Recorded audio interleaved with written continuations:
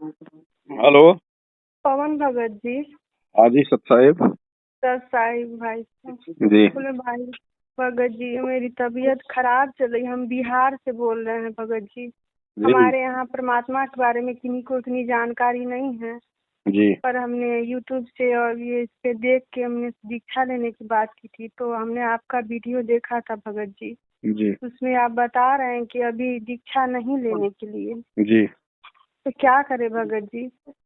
कुछ नहीं, परमात्मा तो के सत्संग सुनो ध्यान से, जो मर्यादा है उनको निभाओ, आन उपासना को छोड़ दो और ज्ञान आन समझ में। उपासना तो हमने बंद कर दी है भगत हाँ तो जी। ठीक है, और ज्ञान समझ में आ जाए तो संकल्प कर लो। संकल्प करके फिर 3 टाइम की अपनी आरती करो, घर में दीपक जलाओ, परमात्मा का सत्संग सुनो, मर्यादा निभाओ, बस।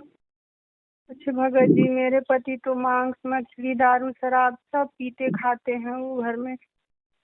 अब देखो, उनसे तो आपने दूर रहना पड़ेगा। दूर रहने का मतलब आपने सहयोग नहीं करना उसमें, मांस मछली बनाने में, लाने में।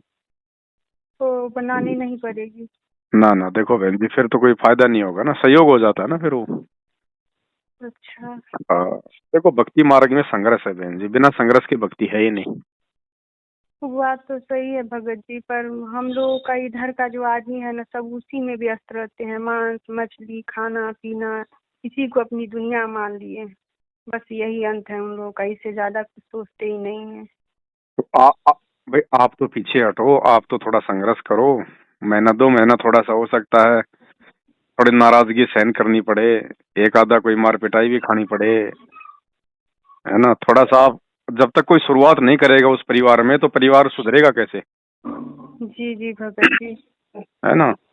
तो थोड़ा सा मतलब खलबली तो मचाओ, उनको लगे कि भाई ये क्या आ गया, क्या ज्ञान है। शुरू में विरोध होगा, फिर हो सकता है मालिक सद्बुद्धि दे, वो भी थोड़ा सुनने का प्रयास करे कि भाई ऐसी क्या बात है।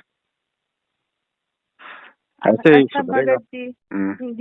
दीक्षा परमात्मा आएंगे तभी ले पाएंगे ना? दीक्षा तो परमात्मा आने के बाद ही मिलेगी, असली दीक्षा तो वही है, बाकी तो नकली दीक्षा जगह जगह लोग दे रहे हैं।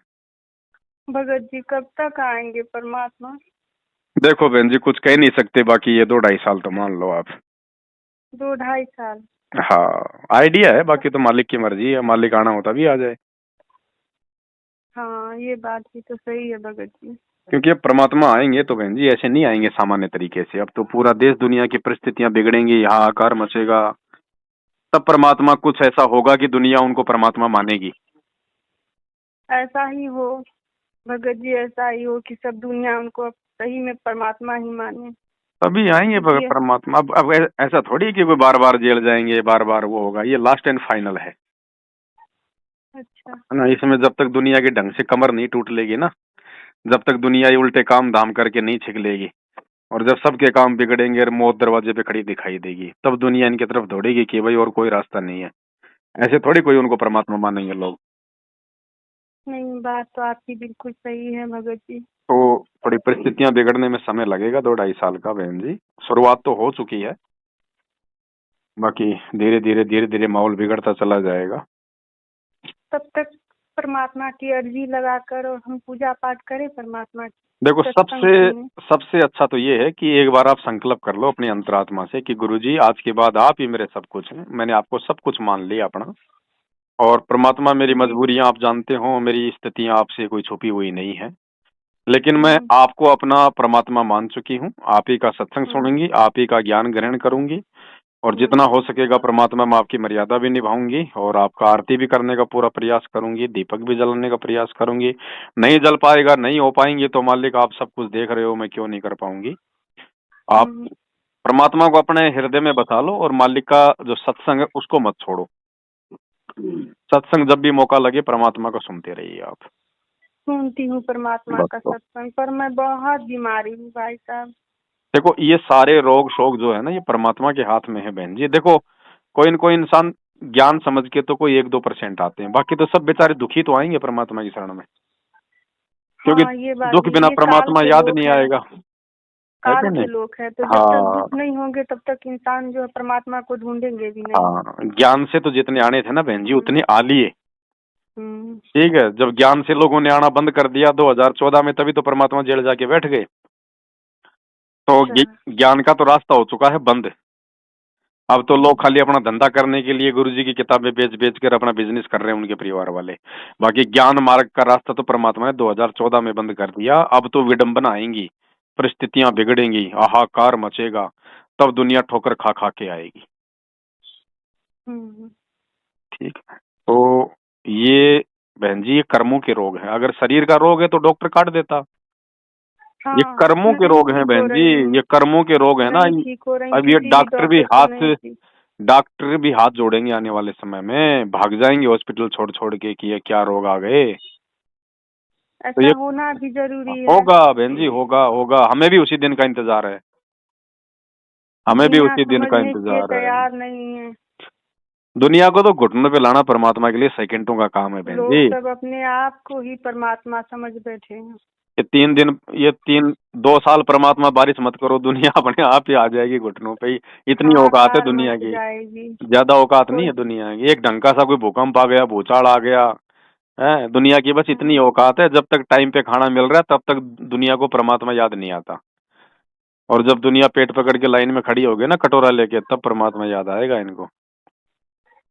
तब तक हम परमात्मा की भक्ति कर लेते हैं, भक्ति करो। जैसे आप बता जो रहे हैं भक्ति उसी करेगा, जो तरीके सत्संग से। सुनेगा, गुरु को भगवान मानेगा, उसको तो देखो बहन जी, परमात्मा परमात्मा हर स्थिति में मालिक उसकी सहायता करेगा। चाहे दुनिया में चाहे कितना अकाल पड़ो, चाहे कितना आपत्ति आओ, लेकिन उसके भक्तों के ऊपर आंच भी नहीं आएगी वास्तु में जो भगत होगा। भगत जी रात को सोते हैं ना भगत जी, हम्म। तो जितने मेरे मतलब घर में मरे हुए सब हैं, वो सब मेरे पास आ जाते हैं। अब ऐसा उनको हो लग रहा रहा है है ना, अभी। उनको उनको भी दिखाई दे रहा है कि भैया इस घर में तो परमात्मा की भक्ति शुरू हो गई है, अब इसके अलावा तो कहीं कोई ठिकाना है ही नहीं। हाँ है ना। तो अगर वो आपको अगर हाँ। दुखी नहीं करते हैं, आपको परेशान नहीं करते हैं, डराते नहीं हैं, तो कोई दिक्कत नहीं उनको नहीं भी। डराते नहीं है, तो डराते हमको तो बोलते हैं परमात्मा चलो। ने कहा एक सत्संग में कि हाँ जैसे बहुत सारे भाई बहनों में कोई प्रेत कोई पितर आ जाता था, तो गुरुजी हाँ। ने कहा कि यदि वो परेशान नहीं करता तो कोई दिक्कत नहीं, वो भी भक्ति करेगा बैठ के आपके शरीर में, कोई दिक्कत नहीं है। अच्छा, तो हाँ। वही देखती हूँ, कभी कभी आते हैं बोलते हैं चलो मेरे साथ। बस उनकी बातें नहीं माननी। नुको भाई कहीं नहीं जलना, नुको नुको तुम तो चले गए ना, अब क्या रह गया तुम्हारा और हमारा। अब तो नुको हमारे को तो परमात्मा मिल गए, हम तो परमात्मा के साथ जाएंगे। तुम लोग मौका चूक खा खा के मांस मच्छी, अपने कर्म बिगाड़ गए तुम। यही आपसे जानकारी भाई हाँ। साहब लेनी थी अगर वो दिक्कत नहीं कि दे रहे हैं ले।